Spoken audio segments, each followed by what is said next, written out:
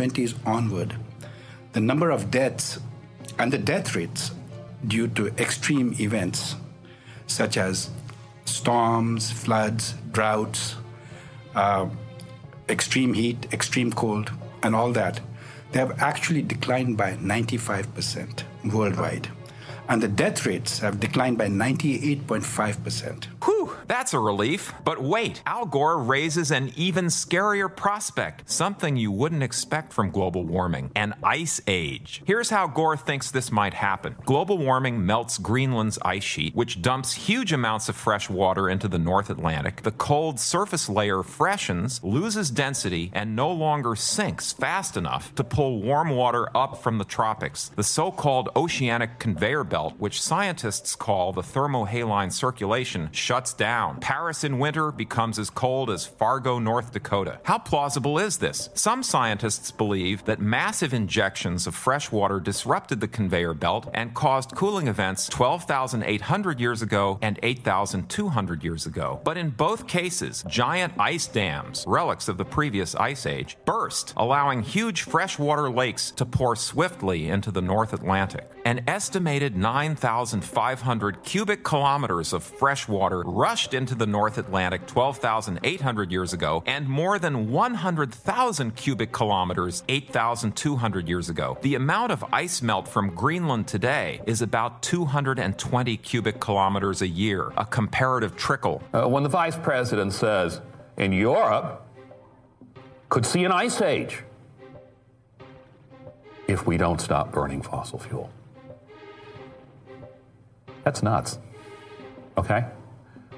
I have looked at thermohaline circulation data. There have been several studies, and if it was going down in the by the mid-1990s, it had turned around, and it's going in the other direction. This even as there's a purported large melt of ice from Greenland. It turned around. The thermohaline circulation became stronger. These facts are inconvenient only for the makers of an inconvenient truth. But who can forget the scenes where a 20-foot wall of water rolls across the world's coastal communities? In the book version, Gore says, if Greenland melted or broke up and slipped into the sea, or if half of Greenland and half of Antarctica melted or broke up and slipped into the sea levels worldwide would increase by 18 to 20 feet. Reality check. How much ice is Greenland shedding? The actual loss of ice from Greenland is about 25 cubic miles per year. Now, if that seems like a lot, there are about 700,000 cubic miles of ice on Greenland. The loss rate is 0.4% of its ice mass per century. I didn't say per year. I didn't say per decade. I said 0.4% per century. That translates into how much sea level rise? If you take a look at the IPCC's latest volume, by the year 2100, they have 2 inches of sea level rise resulting from the loss of Greenland ice. Not 2 feet, not 20 feet, 2 inches. That's the consensus of scientists, okay? Whether or not we believe in consensus science, that's what they say. Gore says global warming could melt half of Greenland. Is that plausible? The United Nations projects that if we raise carbon dioxide to 4 times the background level, right now, that would be about 1,100 parts per million. Right now, we're at about 385 parts per million. And maintain that for 1,000 years, that Greenland would lose about half its ice in a millennium.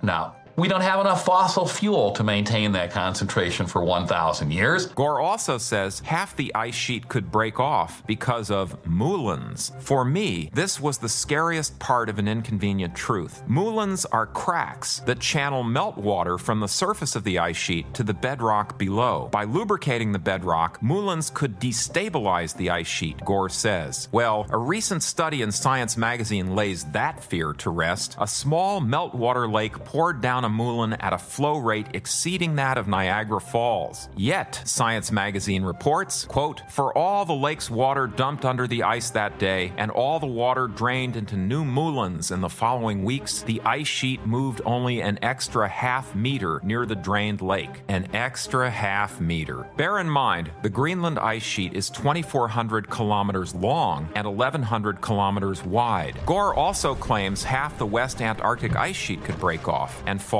into the sea. A lot of recent research published in Science magazine shows that the ice shelves are actually stabilized from underneath by landforms that keep them from galloping away. Well, could global warming melt half the West Antarctic ice sheet, as Gore claims? Not if we trust the consensus of scientists. Here's what the IPCC says. Current model studies project that the Antarctic ice sheet will remain too cold for widespread surface melting and gain mass due to increased snowfall. How much will sea levels rise in the 21st century? The IPCC projects 7 to 23 inches. The mid-range estimate is 14 inches. For comparison, sea levels increased about 9 inches since the Civil War.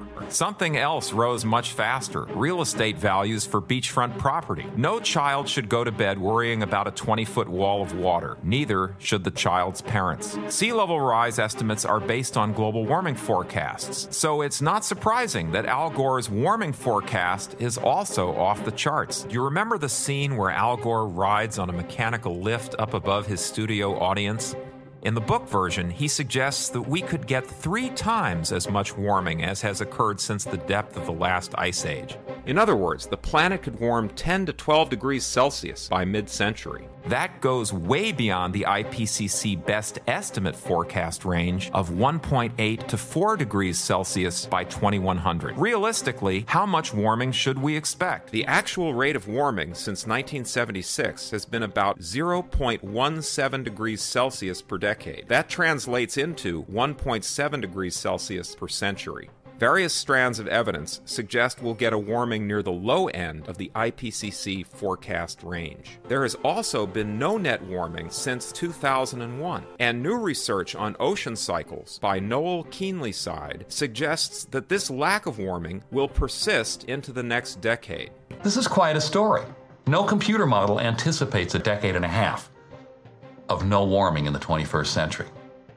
And we blithely go on our way while the temperature doesn't change for 10 years without making a news story. Hey, these models, they might be all wrong. All the IPCC models assume that a CO2-induced warming will produce more high-altitude cirrus clouds, which then trap even more heat in the atmosphere. This is what's called a positive climate feedback. Roy Spencer and his colleagues use satellites to study cirrus cloud behavior. Last August of 2007, we published research which showed from a whole bunch of satellite data that when the tropical atmosphere heats up, there's these periods when the atmosphere heats up from more rain activity or cools down from less rain activity, that when it heats up, the skies actually open up. The cirrus clouds that are up high in the troposphere and the upper atmosphere open up and let more cooling infrared radiation escape to space. And it was a very strong effect. Spencer says that if climate models incorporated the negative feedback his team discovered, the models might forecast 75% less warming.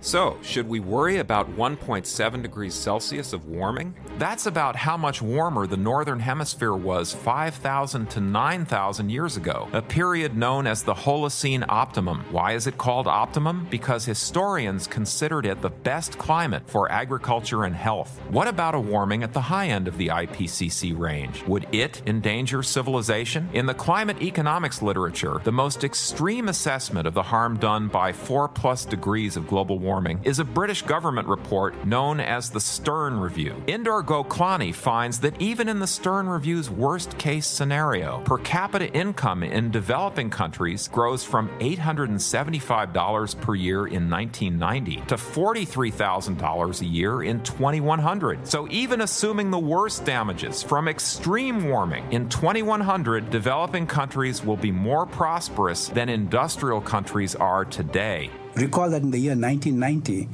developed countries had a GDP per capita of 14,500. So compare 14,500 to 43,000. Now what that tells us is that the adaptive capacity of developing countries in the future will be far greater than the adaptive capacity of developed countries today.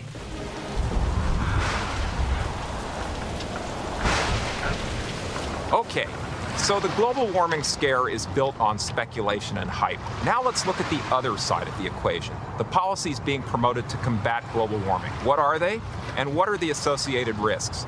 Several bills in Congress call for deep emission cuts